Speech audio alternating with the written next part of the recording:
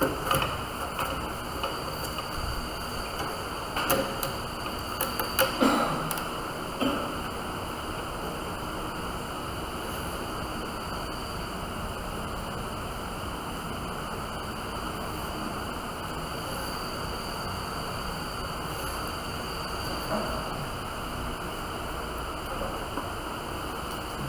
magandang umaga. Bago po tayo dumako sa ating mensahe, dumulog po muna tayo sa Panginoon sa isang panalangin.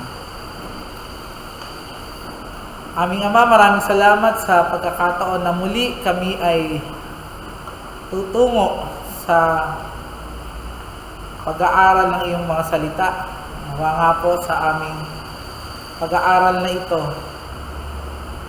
ang inyong lingkod ay ilayo nyo sa anumang kamalian at ang bawat isa ay bigyan ng biyaya mula sa Banal na Espiritu na makatuon ng may focus at may pagkaintindi sa mga katotohanan ng iyong salita na aming mapapakinggan.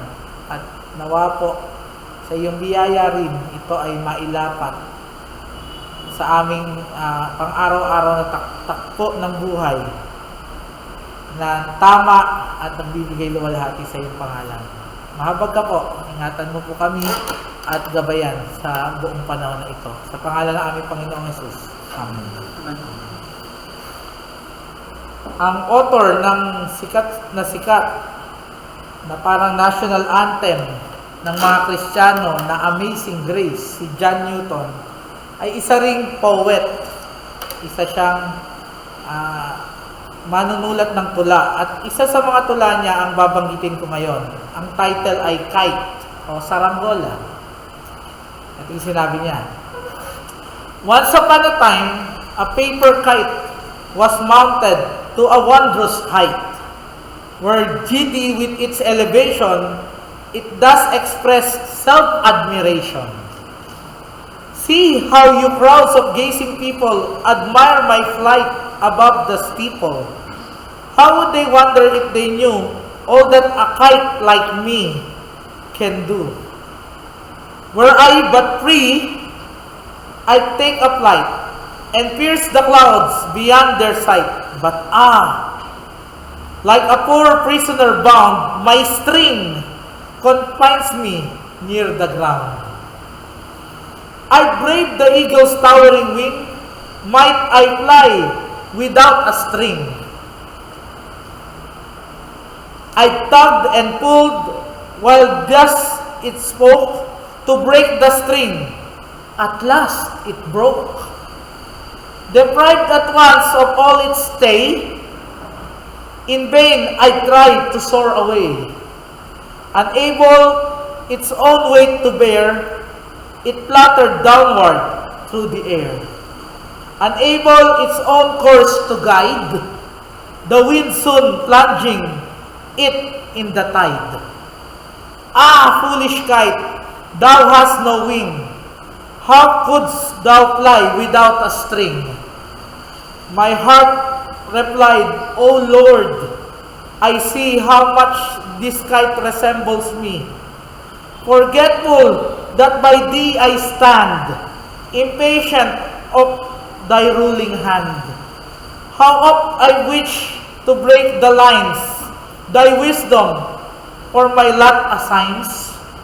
How oft indulged a vain desire for something more or something higher. And but for grace and love divine, a fall thus dreadful had been mine. Mula sa illustration ni Newton ng kite ay isinalarawan niya ang buhay niya bilang isang Kristiyano na kung wala ang guidance ng Diyos at ng kanyang salita, ng kanyang mga kautusan, siya ay babagsak na parang isang saranggola na nung naputol ang kanyang nag-guide na pise ay bumagsak sa lupa. Like the string, the law must still be obeyed and not taken out of a believer's life, for it is a guide to his or her sanctification. And from this point, this illustration and that statement, ito po yung text natin sa araw na ito. Sa Romans 7:13-25, yan po yung binasa ni kapatid na JJ kanina, binasa natin sa ating scripture reading.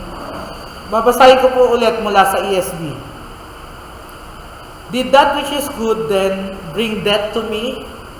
By no means. Isa po ulit to sa mga meganoito, sa mga huwag na wag mangyari.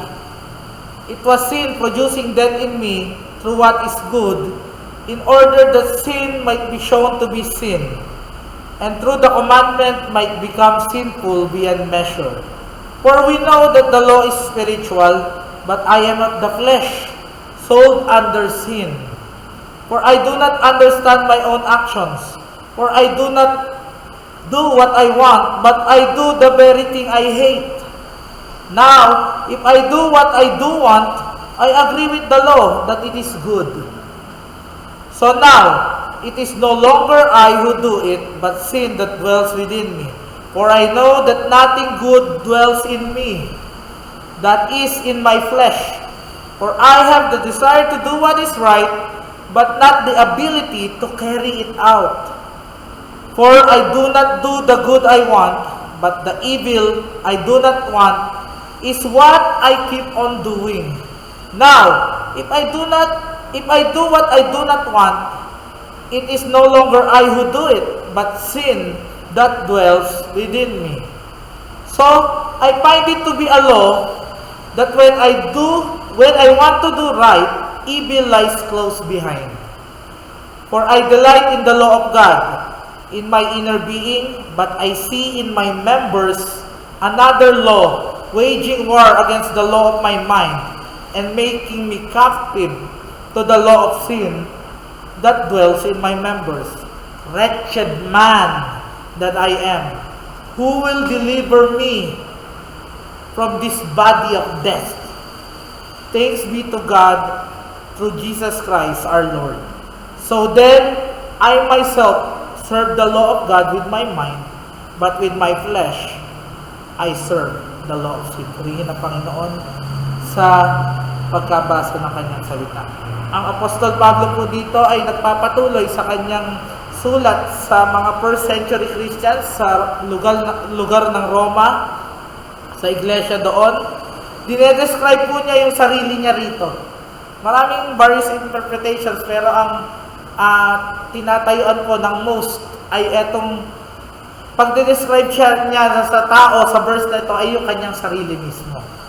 Dinedescribe niya yung sarili niya, at sa timeless principle ng Bible, ang mga Kristiyano generally, na sila bagamat ligtas na, ay nagpapatuloy pa rin, ay makasalanan pa rin.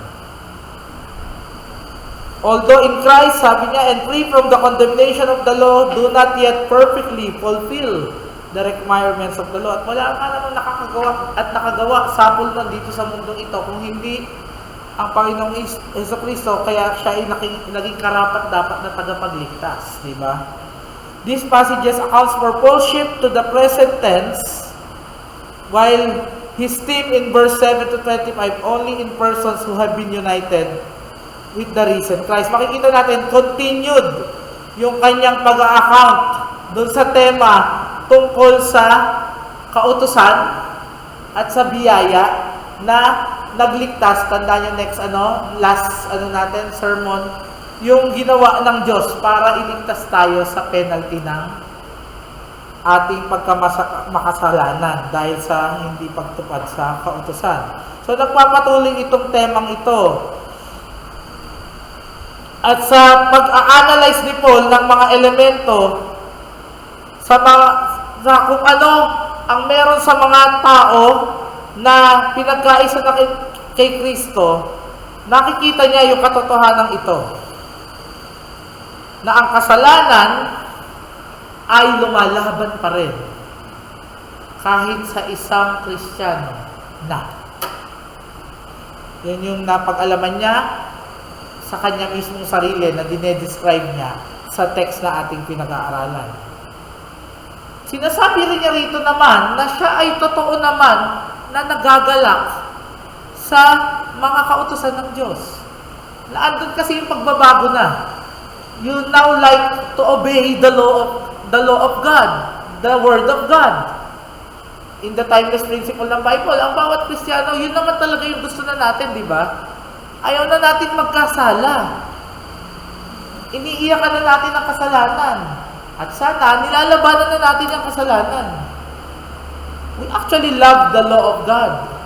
Hindi na kagaya dati, as an unbeliever, talagang rebelde at wala tayong pakialam sa salita ng Diyos. Pero, oo, may desire tayo to fulfill it, but then,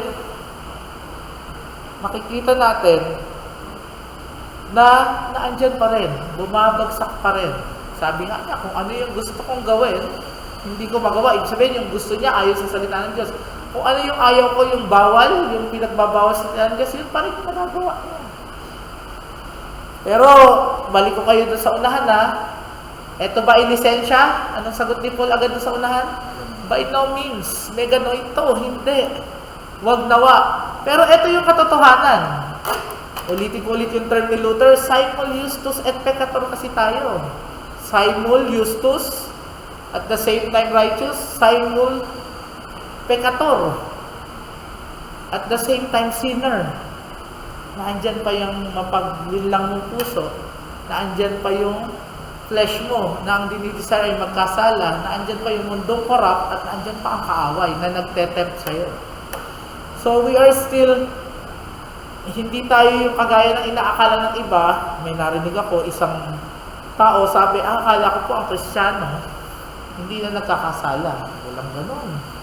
Nagpapatuloy tayo sa kasalanan. Ngunit lumalaban na.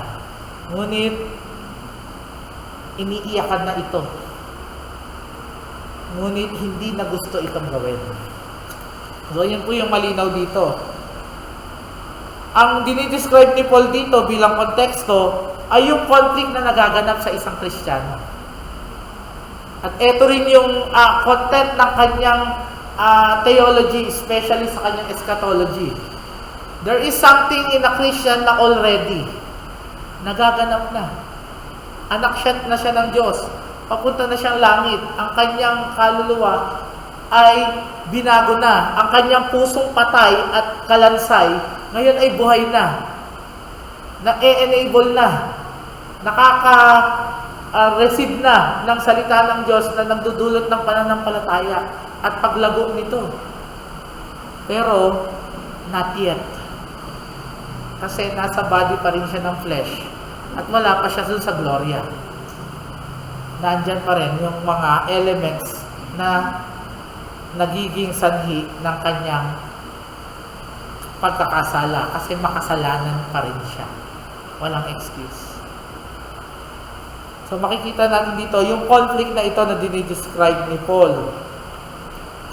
Christ dwells in him, yet sin, sabi sa verse 17 to 20, also dwells in him.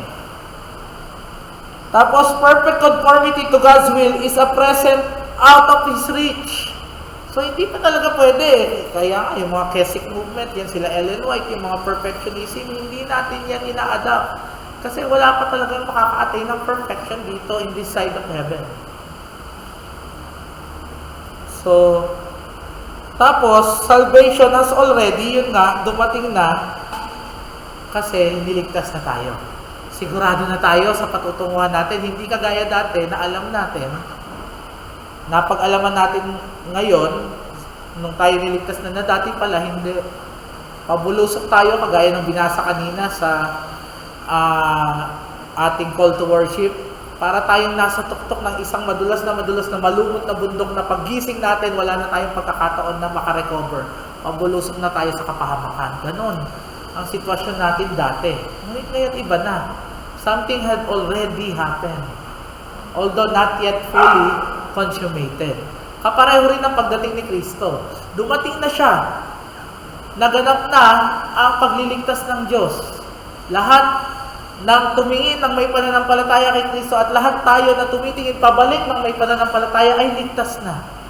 Past, present, future sins, pinatawad na. Ngunit, meron pa rin araw-araw na tinatawag na sanctification na kung saan nagkakasala tayo. At patatawarin pa rin tayo ng ating Ama na tumitingin sa atin at hindi na isang hukom. So yan yung describe na sitwasyon ni Paul sa kanyang sarili at in the principle of the Bible sa lahat ng mga Kristiyano. Yun yung nangyayari sa kanilang mga buhay, sa ating mga buhay. So it is important to remember that Paul is still discussing the role of the law. Ang makikita natin dito, ang topic pa rin, anong kinalaman dito na kautusan ng Diyos? He highlights the frustrations of the present Christians experience to show how for Christians, as for Jews, tayo as Gentiles, God's good law provides, exposes, and condemns sins without either being tainted by it or bringing deliverance from it. So, makikita natin na naandun yung conflict at naandun yung paglalaban patuloy with regards to the law. Ito ay hindi nagbabago sa kanyang role. Guide siya, parang yung string dun sa kite. Pero, patuloy pa rin natin tinatry makawala dito. And at times, we disobey it and we suffer the consequences for it. Diba? Kaya, minsan sinasabi ng ibang tao, teka, Kristiyano ka ba? Parang hindi Kristiyano. Ibig sabihin, umi-stray na tayo sa mga gustong ipagawa at iniutos ng Diyos na dapat gawin natin. Minsan dito, napapagkakilala talaga kung sino yung Kristiyano at sino yung hindi Kristiyano. Kasi makikita yung katotohanan sa buhay nila na nung naging Kristiyano ba ay parang much worse than before? Or nung naging Kristiyano ba ay kita mo na talagang nagsusumikap na sundin ang sinasabi ng salita ng Diyos? Na-mention ko na nga last week, I believe, yung extreme nito. Pag tumingin ka masyado sa law at tinanggal mo yung grace, eto yung mangyayari sa'yo. Pag tumingin ka masyado sa grace at hindi mo naman inalam yung law, ganito ang mangyayari sa'yo. So we go both. As people who are already and not yet, with regards to our salvation, with regards to us being Christian, nandun tayo sa patuloy na pagtingin sa law bilang guide, gabay sa atin sa tamang pamumuhay in our sanctification. But then, sa time na tayo ay bumabagsak sa pagkakasala, we don't dwell in morbid introspection na parang hindi na tayo ligtas. So, ang nangyayari, lalayo ka lalo sa Diyos. Lalayo ka sa kapatiran. Magsosolo ka na lang. No, ang sinasabi rito, may grace naman. Hindi mo lang pwedeng gamitin lisensya. Pero it's available for us para manumbalik. Ang sabi sa Bible, adya ka, justly, God, the Father will forgive you of your sins if you confess it. Kasi alam mo na yung guide, yung law ay hindi mo tinupad. So yan po, mula po sa teksto at kontekstong ito po yung mensahe natin. Pasensya na po, sumusok po na naman ang aking film.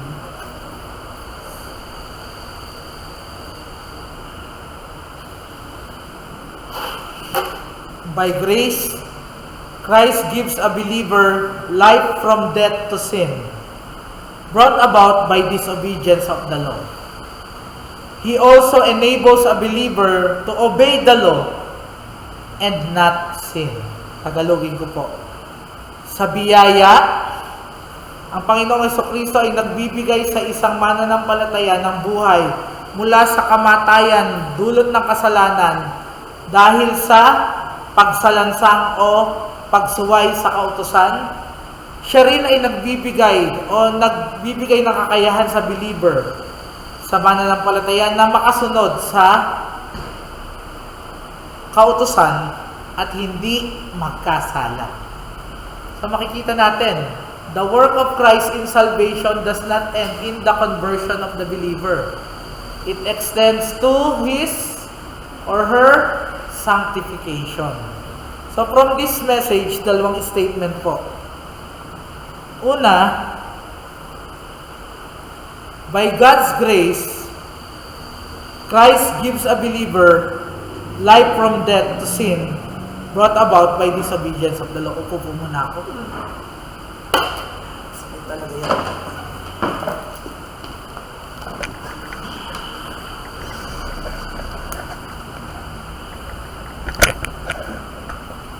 Atensya na po.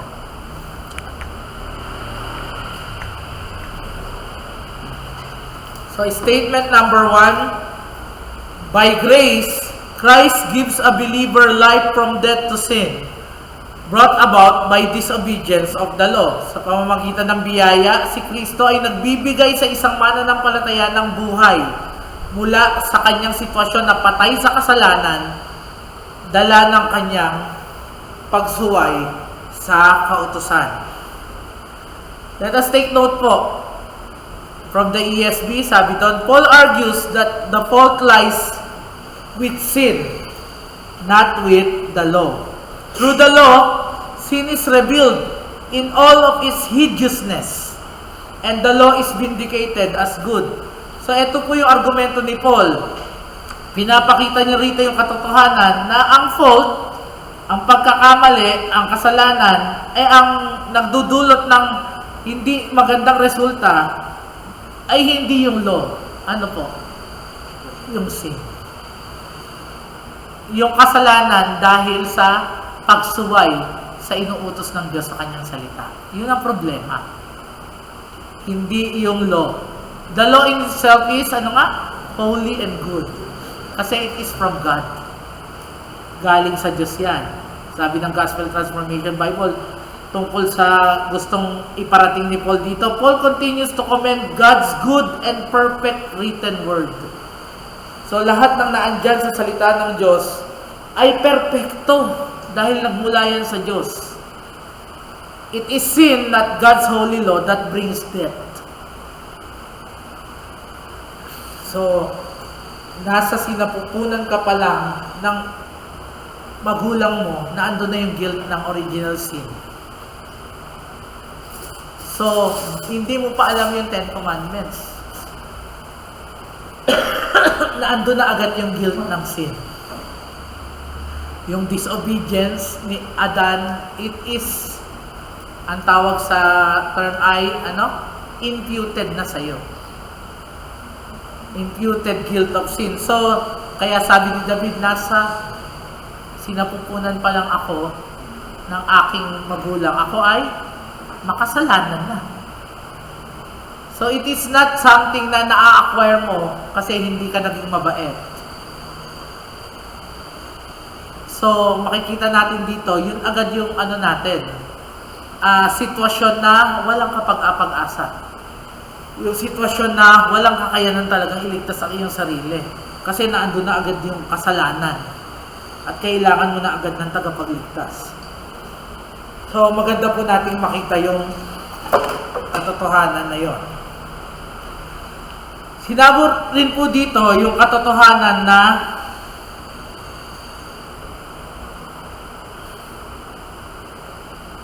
it is sin, not God's holy law, that brings death. God's word of conviction makes that painfully transparent. At pag hinarap ka, sinalubong ka ng salita ng Diyos, malinaw na malinaw sa iyo yun. You cannot deny na makasalanan nga ako. Kaya nga, sa hindi pag-deny ni Paul, anong sabi niya sa kanyang sarili at the end of the text? Wretched man am I. Nakita niya, wala talaga akong kwenta. Wala akong parang saysay. Wala akong kakayahan. Kaya nga ang treatment pa niya sa mga Kristiyano, scums of the earth. Talagang wala eh. Ang kaya mo lang talagang iambag ay kasalanan, magkasala. Kasi yun na, sa sinapupunan pa lang ng magulang mo, yun na yung guilt na meron ka, the guilt of the original sin. At nagpapatuloy ito sa buhay mo, nagpapatuloy tayo sa pagsuway sa law. Huwag kang magsinungaling, huwag kang papatay, huwag kang mag-iimbot. And the many times na yung moral law, yung 10 Commandments ay in forms and shapes, sa salita, sa isip, sa gawa natin ay dinisobey natin. So yun po yung maganda nating makita tungkol sa sitwasyon na pinaparating ni Paul ng bawat Kristiyano, including himself. So, ang isa pang nating nakikita rito, ito ay hindi mawawala. Sabi, there remains still a despicable presence of sin kahit tayo ay naging believer na. Despite our cleansed status through faith in Christ, yung sinabi sa verse 20. Bigat, no? So, naandun pa rin yung presensya ng kasalanan dahil sa patuloy nating pag-disobey sa law.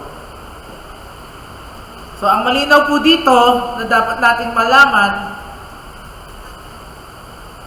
merong disorder na ini-introduce ang sin sa ating kaisipan. Lagi itong kumokontra kung ano man yung binabago sa atin ng Diyos. Kaya if you continue on with the epistles of Paul, ang tindi nung focus niya in the renewal of the mind. Kasi ito ay ever continuing presence sa utak natin. Patuloy yan na makikipaglaban till the end. Patuloy yan na ilalayo tayo, ipipilit tayong ilayo sa kung ano ang nasa kautusan ng Diyos. Patuloy tayo niyang i-kokos na suwayin ito. So, di ba? Alam natin, on our own, we will just fall. Kaya marami sa atin, we struggle with sin. Pero nakikita rin natin yung biyaya ng Diyos. Why? Because when we dwell in the Word of God, at sa biyaya, nagliwanag yung salita ng Diyos sa atin, at sa patuloy na biyaya, ito yung nag-cause sa atin upang yung idinidikta ng ating puso na mapaglinlang, yung ating kaisipan na naandun pa rin yung bent para magkasala ay napapalitan ng pagsunod. At alam natin, on our own, hindi natin gagawin yan. Pero pag kumilos ang salita ng Diyos through the illumination of the Holy Spirit, makita natin, ito yung katotohanan ng isang salita ng Diyos. And by the renewal of the mind, ito yung gagawin ko. Act of the will, human responsibility, and then nagawa mo sa biyaya ng Diyos, hindi sa sarili mo. Kasi may guidance ng salita ng Diyos na pinaglinaw sa puso at isipan mo, then doon, natutupad yung pagka-Kristiyano. And it is a continuing, sabi ko sa inyo, ang buhay Kristiyano, wala itong, teka, time out. Ayoko na. Stop muna. No. Ang description sa ating kaaway pa lang, si Satanas pa lang, ano siya? Roaring and, nakaamba na layon na pinaka-butas na masilip sa'yo, doon kanya aatakihin. Kaya nga sabi sa atin sa pananalangin, pray without ceasing. Lagi kang naka-in-tune sa Panginoon, humihingi ng biyaya na ilayo ka sa pagkakasala. Yung nga yung tinurong prayer.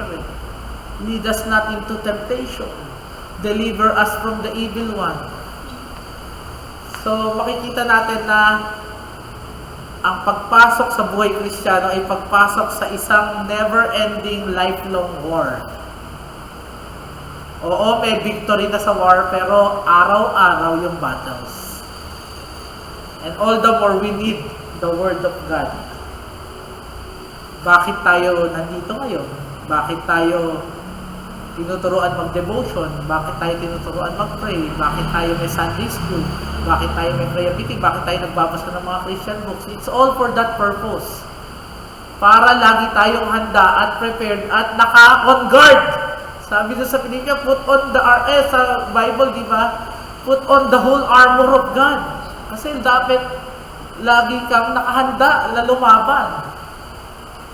So, napakaganda ng katotohanan ng pinakikita dito ni Paul, di ba? Na tuloy, merong presence ng sin na nagpapalita. Ang punto dito, ay yung katotohanan. Unang-una, yung pinakamahalaga, the only deliverer from the lost condemnation brought about by sin through disobedience is Jesus Christ our Lord.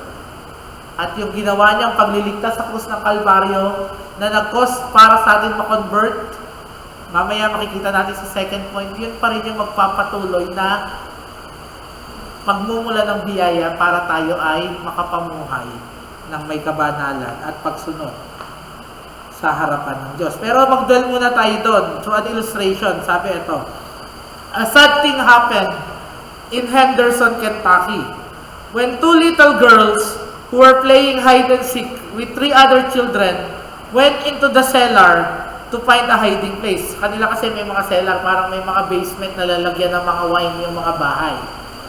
Seeing a large old-fashioned trunk in one corner, they raised the lid and jumped inside. So may nakita silang parang isang barrel yun, no? Trunk. Parang isang lalagyan. Trunk. Baul. Ayun. May nakita silang isang baul. At pumunta sila doon sa loob ng baul. Nagtatago-taguan sila eh. The top fell. Bumagsak yung cover and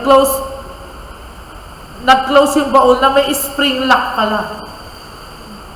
So nakulong tong mga bata and before they were found, they had been smothered to death.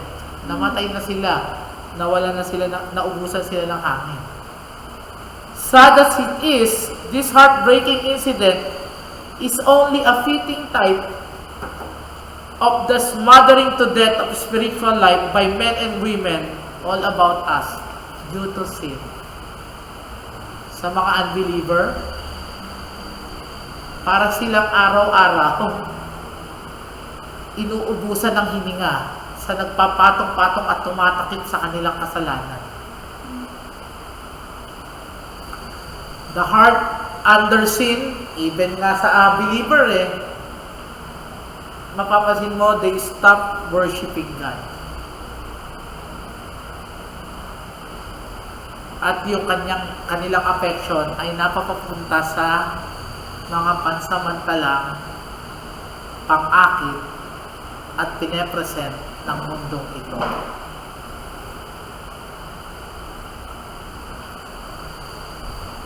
Kahit akala mo nakatayo ka sa iyong pananampalataya, matibay ka na, once sin entered, it can easily change. Ito yung warning sa amin lagi lalo na sa nung mga single pa kami.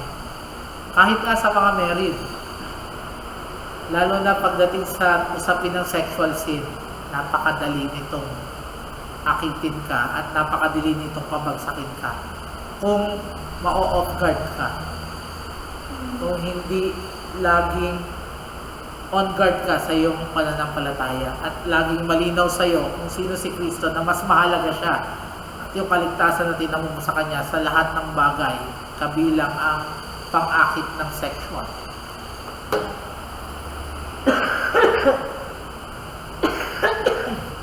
Pero hindi po ito confined sa sexual sins, any other sin.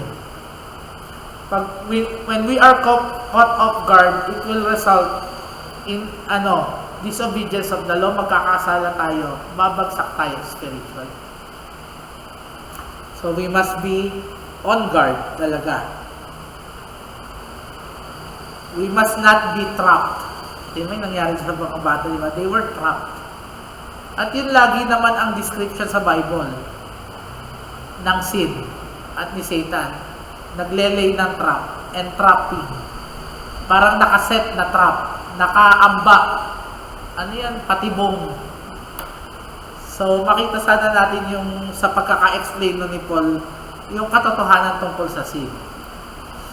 Hindi mo pwedeng sabihin na hindi na ako babagsak dyan. Ito yung mga warning ko lagi sa singles. When they find themselves alone, don't find yourselves alone. Don't say na, hindi, napagtagumpayan na namin to dati, wala namang nangyari. Wala ulit mangyayari, okay na to, kaya na namin. And in any other things that can cause you to sin na pwede kayong magkasala, always remind yourself, kung pwede namang layuan yan, kung pwede namang may pagkakataon ka na wag parang magpabitag ay layuan mo siya. Kala mo, kanta yun, may biblical commentation, o tukso, layuan mo ako. Yun ang sinabi sa Bible flee from temptations that can easily entangle you. So, paano po natin i-apply yung katotohanan ito? Unang-una, magkaroon tayo dahil iniligtas tayo ng puso na nagpapasalamat to God for delivering us from a law we could not keep.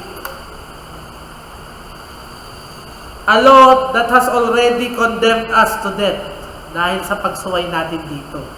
Holy ito, pero it condemned us to death dahil sinuway natin ang Diyos at ang kanyang kautusan. Thank God for allowing Christ to fulfill the demands of the law for us. Kaya tayo naligtas kasi meron ng sumunod perfectly sa kautusan ng Diyos. At yung natamo niyang katwiran sa kanyang pagsunod, inilipat na sa atin. It was imputed to us. Kung paano na-impute ni Adan sa atin yung kasalanan, yung guilt ng kasalanan niya sa halaman ng Eden, ganun din naman ini-impute ng Panginoong Jesucristo yung natamo niyang katwiran sa krus ng Kalbaryo sa mga nagsisisi at nananampalataya at inaaring anak ng Diyos. Ito po yung katotohanan na dapat nating makita. Then, bukod sa pagpapasalamat sa ating Panginoon sa pagliligtas niya sa atin, kung tayo ay nasa pagkakataon na na-overwhelm,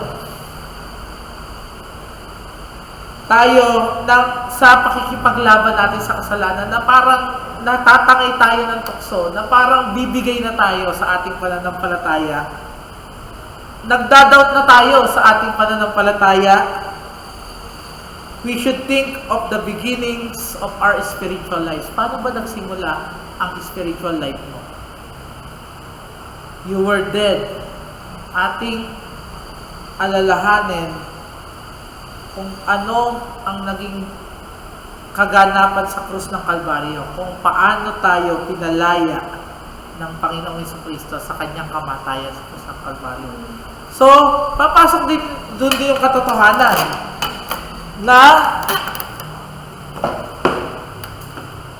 ang ating sanctification sa time na nakikipaglaban tayo sa kasalanan, ang solusyon din kung tayo ay parang natatabunan na, matatalo na parang gi-give up na o bibigay na sa pagkakasala, let's look back to the cross. Let's remember the gospel that saved us. It is also what we should remember to sanctify us. Napakagandang katotohanan po nito, di ba? Merong isang nagpipreach sa mga, true story po ito, no? May isang preacher na nagpipreach siya sa mga mangingisda. At ang kanyang subject ay ang pagpapawalang sala ng Diyos mula sa ating pagsuway sa kautusan. Tinatry niya na maging simple o plain sa mga fishermen na ito yung naging trabaho ni Kristo sa krus. Kung ano yung ginawa niya sa krus ng Kalbaryo. Sabi niya, "Now, will one of you tell me in your own words?" Parang sa membership interview, no? In your own words. What the Lord Jesus did do there sa krus daw. Isang matandang mangingisda, ito yung sinabi niya. Tumingin siya dun sa preacher, sabi niya, umiiyak. He swapped places with me. Nakipagpalit siya ng lugar sa akin. From our text, we know, law, disobeying it causes sin. And sin causes death. Spiritual death. And Christ at the cross swapped places with you who should be dying an eternal death. What a mighty and glorious God we serve, mga kapatid. What a Savior. What a Savior we have. in Jesus Christ. Pangalawang statement po, ito yung katotohanan. By grace, Christ enables a believer to obey the law and not sin. By grace, Christ enables a believer to obey the law and not sin. Sa pamamagitan din ng biyayang ito, ang Panginoong Jesucristo ay binibigyan niya ng kakayahan ang isang mananampalataya na sumunod sa kautusan ng Diyos at huwag magkasala. This is our hope. Eto na po tayo ngayon bilang mga mananampalataya. Hindi na kagaya tayo dati na paagos-agos lang sa kasalanan, na hindi kayang lumaban sa kasalanan, na paulit-ulit nagpapatong-patong ang kasalanan at walang kainte-interes tungkol sa Diyos at sa Kanyang kautusan. Hindi na po tayo ganon. Sabi sa verses 21 to 25, as Paul explains it, even amid the working of divine grace, there is moral and spiritual struggle. Totoo. Nabanggit na natin kanina yan. Patuloy pa rin. Simultaneous tayong sinner. Simultaneous tayong righteous. Gawa ng ginawa ni Kristo. Pero nagpapatuloy pa rin yung spiritual struggle hanggang katapos-tapusan nga ng buhay yan. The drive to do evil lurks alongside the will to do right. Kita nyo, magkasama na ngayon. Sabi ni Paul, gusto kong gawin to. Pero ba't ito ang ginagawa ko? Ito hindi ko dapat gawin. Bakit ito ang nagagawa ko pa rin? Kasi simultaneous na nangyayari. Yung buhay ng isang mananampalataya at yung buhay na makasalanan ka pa rin. Totally depraved ka pa rin. So, sabi niya dito, the drive to do evil lurks alongside. Parang naglalakad sila ng sabay. The will to do right and the inward delight in God's law. Oo, mahal mo ang Diyos. Mahal mo ang Kanyang salita. Gustong-gusto mo na itong sundin. Pero yung katotohanan, alongside that, naandyan ka pa rin sa iyong makasalanang flesh.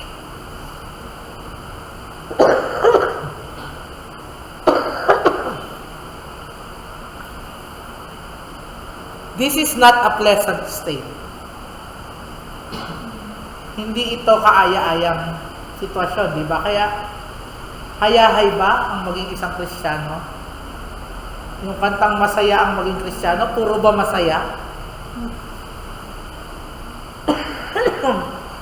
Pero, hindi ko ito ipagpapalit kesa nung before this happened. Dati akala natin mas masaya tayo, kaya nga sabi nung ibang sinesharean ko ng gospel, ayoko mababago yung buhay ko, ayoko dyan. Masaya na ako ngayon eh. Talaga ba?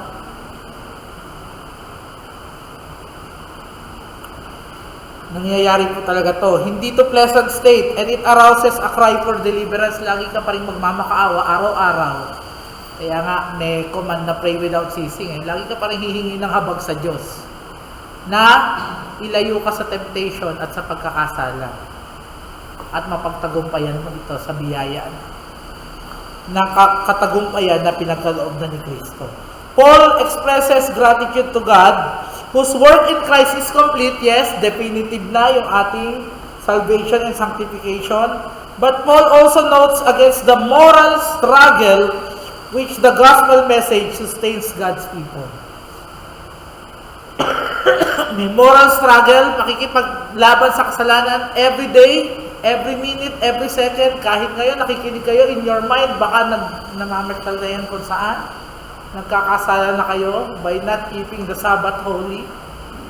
Kasi something unholy or another desire enters the throne of your heart.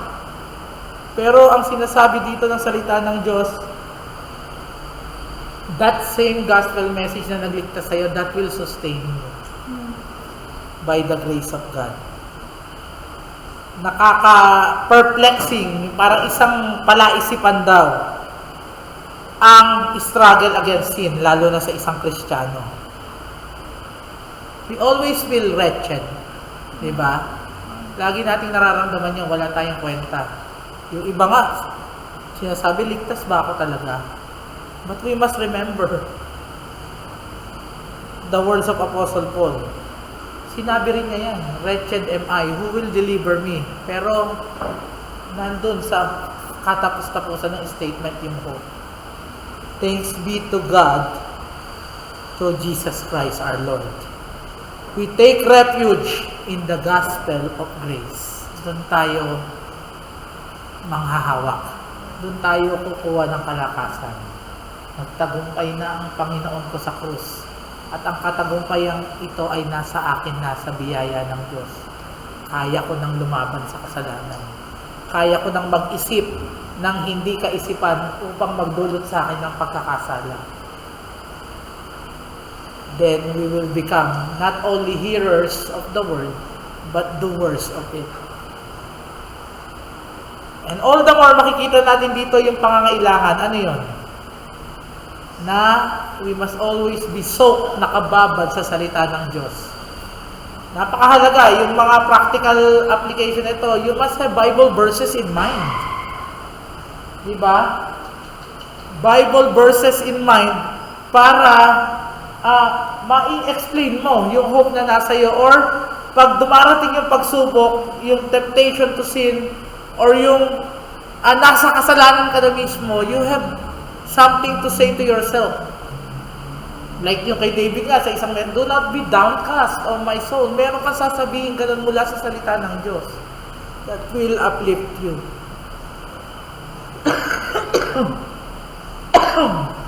That will move you from a state of sinfulness or lumalaban sa kasalanan at maaaring bumagsak na rito into victory in Christ. Katagumpayan. Napakaganda ng katotohanan, no? Nangyari na ba yon na wala kang ginawa, may bumulong sa'yo, at then hindi ka na nagkasala? Wala, It's always the Word of God by the Holy Spirit reminding you. Yun yung pagkilos ng Holy Spirit. Ito po yung tandaan natin katotohanan. Ang pagkilos ng Banal na Espiritu, hindi ito lumalabas sa salita ng Diyos. Hindi ito lumalabas sa boundary ng salita ng Diyos. And the Spirit talks about Christ. And Christ is all about the gospel, yung kanyang ginawa sa krus ng Calvary. Yun ang paulit-ulit niyang ibabalik so that we can now obey yung salita ng Diyos, yung mga sinasabi ng salita. Ipapakita sa'yo paulit-ulit bago na yung estado mo. May kakayanan ka na. Pero hindi mo kaya pa rin sa sarili mo. May kakayanan ka na sa biyaya ng Diyos para magtagumpay sa pagkakasala, para makasunod sa maganda, mabuti at banal na kautusan ng Diyos.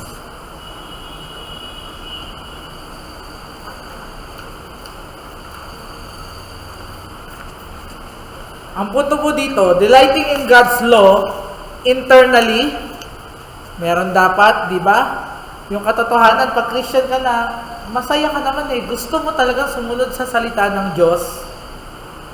And obeying God externally at ma-apply yon sa action, sa speech mo, yung kagustuhan mo sa mind mo na sumunod sa Diyos, sa salita ng Diyos, masaya ka, gusto mo. I delight in the law, in the words of God, in the law of God. Ito po yung punto na dapat nating tandaan. It will remain a source of conflict for the believer in this life. Pero, sa tuwing dumadaan tayo sa ganitong conflict, internally, gusto nating sundin ng Diyos at gusto nating gawin din yon externally sa ating action, speech. May we always seek God's grace through Christ. Let us pray always. Let us remind ourselves of the goodness of God through His Word. Wala pong amount ng self-realization, ng yung parang willpower ang mag-aalis sa atin sa sitwasyon ng kasalanan. Maybe temporary, pero balik tayo ng balik. Not unless ang kumatag po dyan yung malinaw na salita ng Diyos na sinasabi tungkol. So let us always have this in mind, no? That to be able by grace to obey the law and not sin, we need the clear truth and application of the Word of God. Diyan papasok yung katotohanan na hindi mo po yan kayang shortcutin. Hindi mo pwedeng sabihin, Kristiyano na ako, nagtatagumpay ako sa kasalanan, okay na ako, pero you are not found reading the Word of God. This is a rebuke for me, for all of us. Let us find time every day to feed on the Word of God. Huwag nating alisin yan sa schedule natin. Huwag nating alisin yan sa buhay natin. Kasi matatakpan na ng kabisihan at kung ano-ano pa man na pansamantalang sinasabi sa mundong ito.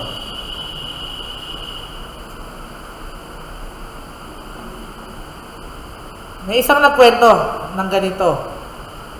We have all been driving down a highway and noticed bright orange signs that state, begin construction.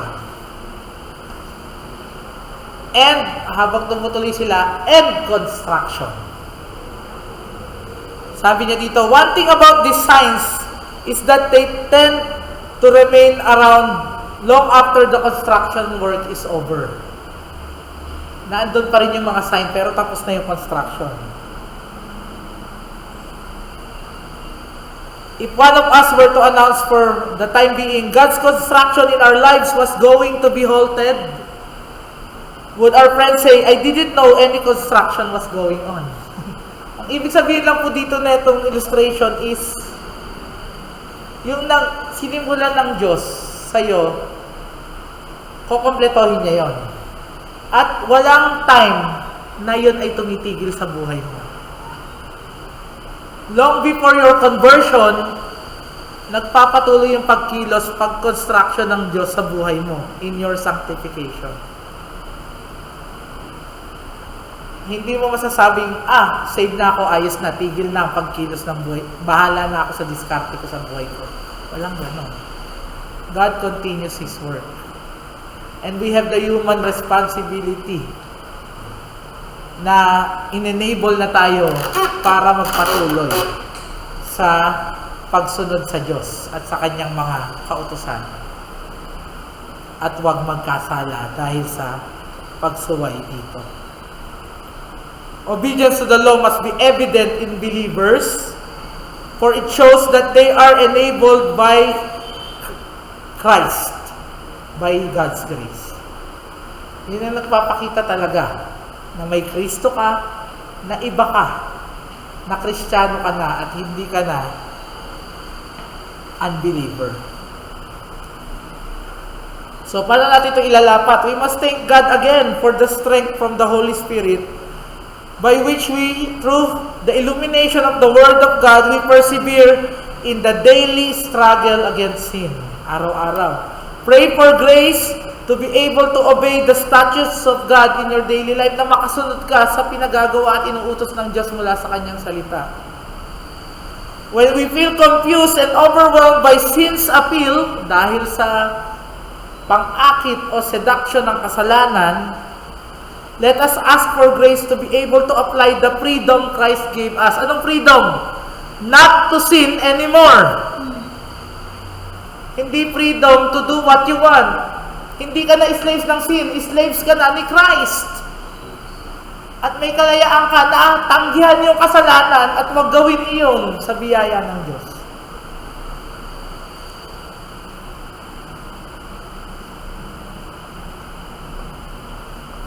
His power can lift us to victory.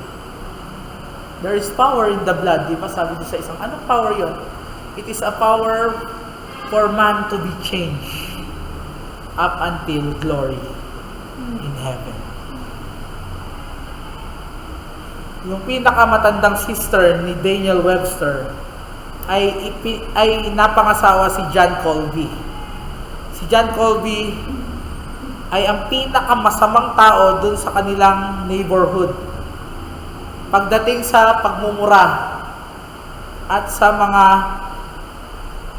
magagaspang na pagkilos at pagiging hindi mapagkakatiwalaan.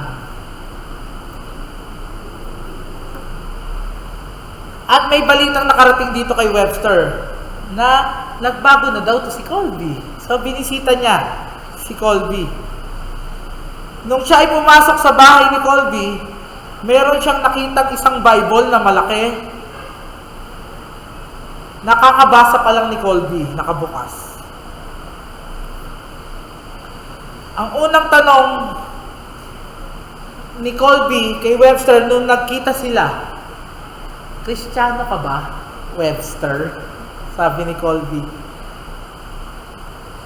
At nagsuggest siya, tara, umupo tayo at manalangin. Nung matapos na yung visit ni Webster na yon, parang ang strange, no? Sinabi niya sa kanyang kaibigan ni Webster, I would like to hear what enemies of religion say of Colby's conversion. Here was a man as unlikely to be a Christian as any, kasi napakasama nga, I ever saw, and he had gone his godless way until now, with old age and habits hard to change. Yet see him. Tignan niyo siya ngayon. A penitent, trusting, humble believer. Nothing short of the grace of the Almighty God could have done that. Dalawa po yung gusto kong iparating sa inyo before I conclude this message. Walang tao gano'n man makasalanan sa paningin ng kapwa niya ang hindi kayang abutin ng biyaya ng kaligtasan. At tayo nga, kung gano'n nga sa unbeliever, gano'n na, paano pa tayong mga believer na? Wala tayong kasalanan na pwedeng gawin na hindi natin pwedeng agad-agad ihingi ng tawad sa ating Ama sa Langit. Upang tayo ay huwag magkasala. At isa pa, may kakayanan po tayong sumunod sa biyaya ng Diyos. Yun ang asamin natin. Huwag natin intayin na magkakasala ako. Intayin natin ang ating asamin, dapat makasunod ako. At sa biyaya ng Diyos, kaya kong sumunod sa pamamagitan ng banal na spirito na nasa akin na, nananahan sa aking buhay, gawa ng ginawa ni Kristo sa krus ng Kalbaryo. Sa pagtatapos, sabi ng Holman New Testament Commentary, the mature believer in Jesus Christ is not one who never struggles to obey God. Nag-i-struggle pa rin siya, yung mature believer. Rather, the mature believer is one who has been released from the law's condemnation and made free to serve its requirements by dying to the law through Jesus Christ. Kita nyo? Ang mature believer, yung life niya ay gospel-centered, nakapokus pa rin sa ginawa ni Kristo. At nakakasunod siya dahil sa ginawa ni Kristong pagsunod. All of us can relate to the fierce internal struggle against sin brought about by the transgression of God's holy law. Nakaka-relate tayo dyan.